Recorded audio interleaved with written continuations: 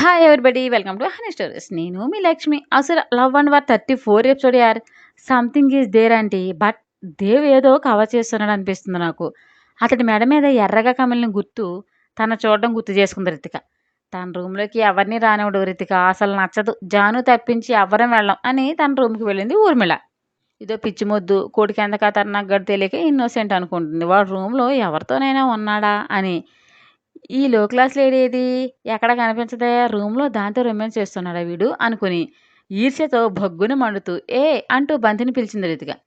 ఏ అని పిలవగానే మొహం చిట్లించి దగ్గరకు వచ్చి చెప్పండి మేడం అని. నా పేరు ఏ కాదండి బంతి అని వినయాన్ని నటించింది. మొహం చిట్లించి ఎగాదెగ చూసి ఆమె ఎక్కడా అని అడిగింది. ఎవరు మేడం? ఆమె అని వెటకారంగా అంది బంతి.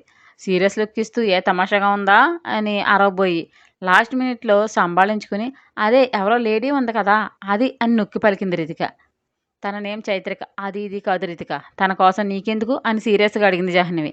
కనిపించలేదు, వెళ్ళిపోయిందేమో అని అడిగాను అంతే. అయినా అలాంటి వాళ్ళతో ఫ్రెండ్షిప్ ఏంటి నీకు? Non sense.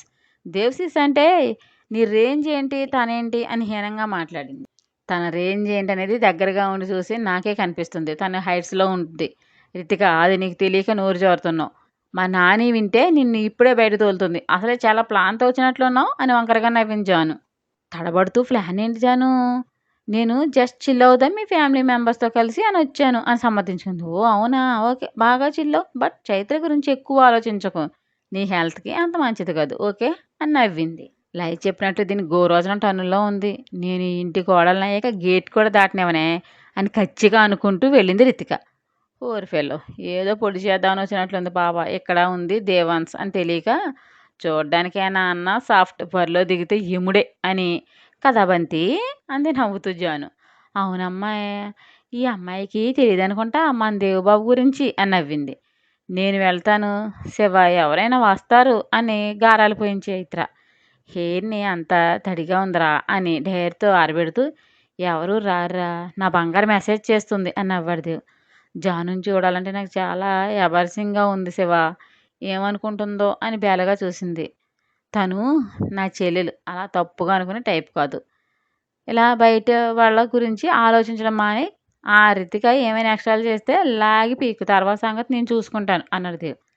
తనెందుకు నన్ను అంటుంది? 1 అవర్ ఉంటుంది వెళ్ళిపోతుంది. దానికి ఆమెతో గొడవ అవసరమా అని విసుగు ప్రదర్శించింది. అప్పుడే పోయేదా నా పిచ్చి మైలు. ఏదో ప్లాన్తో వచ్చింది, కేర్ఫుల్గా ఉండు ఓకే అని బొగ్గ మీద ముద్దు పెట్టి నైట్ అంతా మందేరా అని హస్కీ వాయిస్ అన్నాడు దేవ్. కనుగుడ్లు బాతుగుడ్లో బయటకు చొచ్చుకొచ్చి నైట్ ఏంటి అని టెన్షన్గా అడిగింది చైత్ర. మన కాపురం చేయడం మొదలు పెట్టామే, మళ్ళీ సంగమం జరగకపోతే అబ్బో ఎంత చేయడం అనుకుంటున్నావు అంటూ కవ్వించాడు దేవ్. ఏంటో అంత చేటు కలిగించేది అని కళ్ళని చక్రాలా తిప్పింది చైత్ర. చిరుముద్దొద్దుతూ నైట్కి చెబుతానే ఓకే అని అల్లరి చేశాడు దేవ్. సిగ్గుతో మందారాల్లా ఎరుపు వర్ణంలోకి మన చెక్కిలని దేవి అదిలో దాచేసింది చైత్ర. గాఢంగా హత్తుకుని బంగారం ఐ లవ్ యూరా అని తన తల మీద ముద్దు పెట్టి ఇక మొదలు పెడతాను ఆట. మిస్ శిశిర ఊరఫ్ మేఘన మనోహర్, నువ్వు చేసినవన్నీ పిచ్చి దాని మీద నెట్టేసి నువ్వు ఆరాంగా అడ్డమైన తిరుగుల్లో తిరుగుతూ ఎంజాయ్ చేస్తావా? ఇదేమో అక్క అంటూ నీ మీద వల్లమాలిన ప్రేమను కురిపిస్తూ ప్రేమించిన వాడి దగ్గర కూడా నోరు విప్పకుండా నిన్ను సేవ్ చేయాలని చూస్తుంది. నీకుంటుందే రారా అనుకున్నాడు కసిగా దేవ్. జ్యేష్ఠాదేవిని అలా రారా అని పిలవకూడదు దేవ్. కర్మకాలు వస్తే తోలలేక నానా సంకలు నాకలు చూసుకో. ఆవిడేది తినడానికి కూడా బొట్టు పెట్టి పిలవాలా అని సాగదీసిందిలయ్య. ఎవరావిడ ఎవరికి ఆవిడ అని రాగాలు తీసింది జాను. అదే ఇంతకుముందు నువ్వు చెప్పావు కదా, తను ఎవరెస్ట్ హైట్స్ అంటూ ఆమె గురించి అడుగుతుంది. ఎలయ్యా ఆమె కదా అని హొయిలిపోయింది రితిక. ఎస్ అంటూ గీరదొబ్బిందిలయ్య. ఓ మీ ఇద్దరు నా ఉదయన్ని టార్గెట్ చేస్తూ నన్ను మండించాలని కుళ్ళబుద్దుతో ఉన్నారా? మీరు రెచ్చగొడితే రెచ్చిపోయే పిచ్చి పులకాను కాదే అని కన్నింగ్ స్మైల్ ఇస్తూ నా ఫ్రెండ్ చైతు గురించి మీ ఆరాలు రాగాలు. తను రాదు, ఎందుకంటే డేట్ వచ్చింది. నలుగురిలో తన ముట్టిని అంటిస్తూ కలగాపులగం చేసే టైప్ కాదు మీలా అని సాగదీసి. వాట్ మీన్ కలగాపులగం అని అర్థం కానట్లు మొహం చిట్లించింది రీతిక. అవసరం లేని డస్ట్ని వాటేసుకుని పడుకోవడాన్నే కలగాపులగం అని అచ్చమైన స్వచ్ఛమైన మనుషులు వాడి గ్రామీణ భాషలో అంటారులే అని వంకరగా చెప్పింది జాను. తనని డస్ట్తో పోల్చిందని ఎన్నర్లో మండిపోతూ ఎగరవే, నీకెలా చెక్ పెట్టాలో నాకు బాగా తెలుసు అని క్రూయల్గా నవ్వింది రితిక. ఏడ్చావు పాచిపోయిన పప్పు మొహందన అని ఎక్స్ప్రెషన్స్ ఇచ్చింది జాను. రెడీ అయ్యి కిందకు వచ్చి జాను వైపు చూసి కళ్ళు చిట్లించాడు దేవ్. గుర్రుగా చూసి పైకి వెళ్ళిన జాను. రితిక పక్కన కూర్చున్న లయ వైపు వియర్డ్ లుక్ ఇచ్చి తన డాడ్ రూమ్కి వెళ్ళాడు దేవ్. ఏంటి పాప, ఫుల్గా ఎంజాయ్ చేసావా? నేనైతే ఓ గాడ్ మై ఫీల్ ఆసాం అనుకో అని ఊరింది సోల్ పాప. సైలెంట్గా చూసింది చైత్ర. ఏంటి నీలో మగడ మనసు గెలుచుకున్నా అనే సంతోషం లేదు, ఏం చించుతున్నావు నీ కోడి మెదడుతో అని కరిచింది సోల్ పాప. ఏమీ లేదు అని విసిగించకు అని కసురుకొని చైతు. ఏ దేవంటే నీకు ఇష్టం లేదా అని మొహం అలా పెట్టావు? శివ అంటే నాకు ప్రాణం అని తెలిసి కూడా వ్యర్థ ప్రేలాపన కదా ఇది అని సీరియస్గా చూసింది. మరేంటి నీ ప్రాబ్లం చెప్పు, చెప్పు చావు వినిచేస్తా అని కరిచింది. శివ ప్రేమ పూర్తిగా పొందాలని నేను తనకు దగ్గరయ్యాను. రేపన్న రోజున ఏ రీజన్ వల్ల అయినా నేను దూరమైనా శివ జ్ఞాపకాలు తన ప్రేమ తలుచుకుని జీవితాంతం బతికేస్తాను.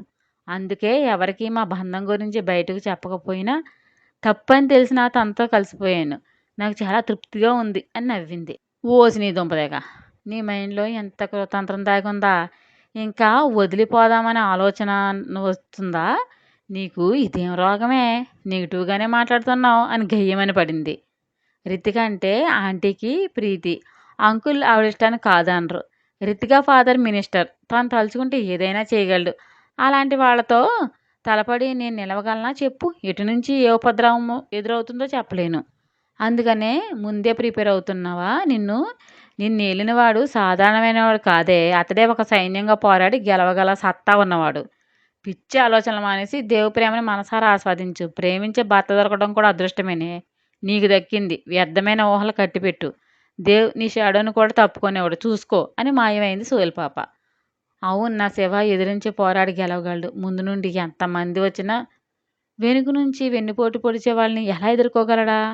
అమ్మా సాంబవి, నువ్వే ఆదుకోవాలి తల్లి అనుకుంది చైత్ర. వదినా అంటూ పిలుస్తూ వచ్చింది జాను. జానుని చూడాలంటే చాలా ఆక్వర్డ్ ఫీలింగ్ కలిగి తలదించేసింది చైత్ర. ఓయ్ సిగ్గుపడింది చాలే అంటే ఇచ్చేసింది జాను. ఓ ప్లీజ్ జాను అని సిగ్గుపడింది చైత్ర. సో హ్యాపీ అన్నమాట. థ్రిల్లింగ్ ఫీల్ యార్ అని సైడ్ హగ్ ఇచ్చింది జాను. నాకు భయంగా ఉంది జాను, ఇలా అందరి ముందుకి రావాలంటే అని టెన్షన్గా అంది చైత్ర. నాని చూసిందంటే ఇట్టే పట్టేస్తుంది, అందుకే ముందు ఒక మడత వేసా అని నవ్వించాను. ఏంటది అని అయోమయంగా అంది చైత్ర. ఏంటా అని నవ్వి, నీకు డేట్ వచ్చింది అందుకే బయటికి రాదు అని చెప్పా అని కన్ను గీటింది. అవ్వా అంటూ నోరు మూసుకుని, అలా చెబుతారా ఎవరైనా అంది చైత్ర. అలాగే చెప్పాలే అని ఏదో అనేలోపు జాను ఫోన్ రింగ్ అయింది. అన్నయ్య అని లిఫ్ట్ చేసి, మీ ఆవిడ్ని నేను కొరుకు తినడం లేదు కానీ టెన్షన్ పడకు అంటూ రేగింది. వేషాలు వేయకు అని నవ్వి, మనం బయటికి వెళ్ళిపోదాం, కారులో వెయిట్ చేస్తున్నా, దాన్ని తీసుకుని వచ్చేయి అని కాల్ కట్ చేశాడు దేవ్. అన్నయ్య బయటికి వెళ్దాం అంటున్నాడు పద అంది జాను. ఇప్పుడా అంటూ ఆశ్చర్యంగా కళ్ళని తాటికేలా చేసింది చైత్ర. బహుశా మా అన్నయ్య ఈ ఐసుని చూసే ఫ్లాట్ అయి ఉంటాడు.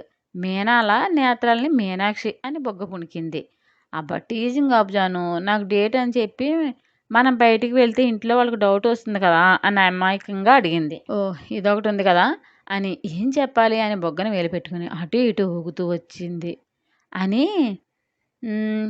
బ్రైట్ స్మైల్ ఇస్తూ, నీకు విపరీతమైన స్టమక్ పెయిన్ వస్తుంది, హాస్పిటల్కి తీసుకెళ్తున్నా అని చెప్పేస్తా. ఎలా ఉంది ఐడియా? పోలే అదిరిపోలే జాను, నువ్వు తోపెహె అంటూ భుజం తట్టుకుంది.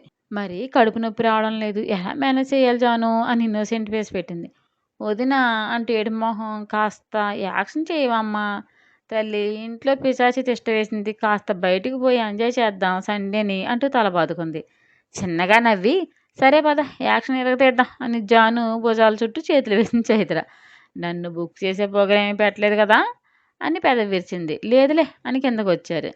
నాని మేము హాస్పిటల్కి వెళ్తున్నాం, చైతుకి స్టమక్ పెయిన్ వస్తుందంట అని పిలిచింది జాను.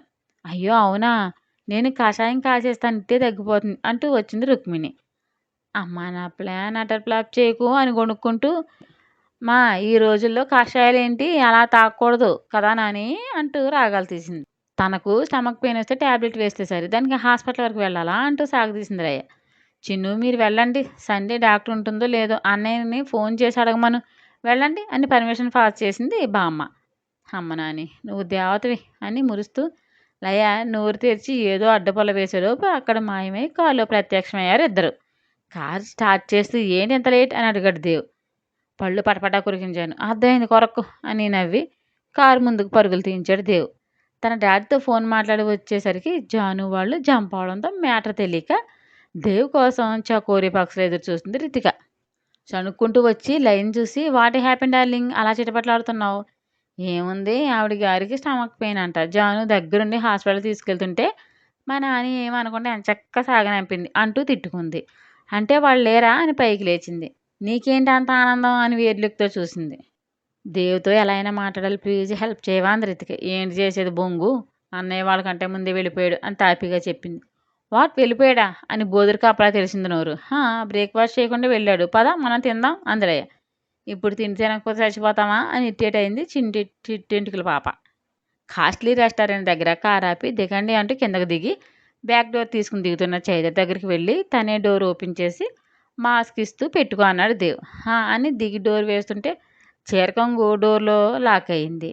పిన్ పట్టుకుని తీస్తుంటే వెయిట్ నేను తీస్తాని దేవ్ తీస్తుండగా మాస్క్ పెట్టుకుంటున్న చైత్రని చూసి ఏ మేఘా అనే పిలుపు వినిపించి అదిరిపడి తల తిప్పింది. ఎదురుగా హోండా బైక్ మీద ఎవరో అన్నోన్ పర్సన్ ఆగి ఉన్నాడు.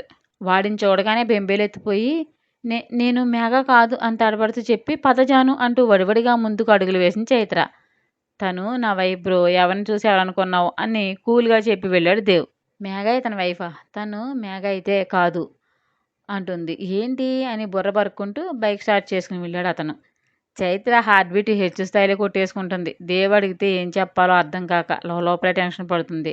ఫ్యామిలీ క్యాబిన్కి వెళ్ళి కూర్చున్నారు. ఏమీ పట్టించుకున్నట్లు ఏమి విన్నట్లు బిహేవ్ చేస్తూ ఏం తింటారు చిన్ను అంటూ మెనూ కార్డ్ చూస్తూ అడిగాడు దేవ్. ఓ అరకంట దేవుని చూస్తూ ఒడిలో ఉన్న చేతుల్ని పిసికేసుకుంటుంది పిల్ల. నాకు ఆనియన్ దోశ ఇంకా పాస్తా అంటూ ఎగిరింది జాను. మార్నింగ్ పాస్తా అంటే తన్నులు పడతాయరా అని స్వీట్ వార్నింగ్ ఇచ్చి సాంబార్ ఇడ్లీ తిను అంటూ బేరర్ రావడంతో ఆర్డర్ ఇచ్చాడు దేవ్. పదే పదే దేవ్ వైపు చూసి మరలుతుంది చైతు పాప చూపు. నువ్వు టెన్షన్తో చచ్చేలా ఉన్నావు. అంత భయం ఉన్నదానివి నిజం చెప్పేసి ఫ్రీ అవ్వచ్చు కదా అని కొక్కిరించిన సోలిపాప గుర్రుగా చూస్తూ పళ్ళు కొరికింది చైత్ర.